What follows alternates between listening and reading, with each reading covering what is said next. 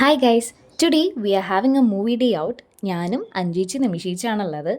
കൊച്ചു കാണാതിരിക്കാൻ വേണ്ടി വളരെ നൈസായിട്ട് ഇറങ്ങുന്നതാണ് ഈ കാണുന്നത്. ഒരു കിളിമകളോട് വെറുതെ കഥ പറയുകയാണു മിഴികൾ.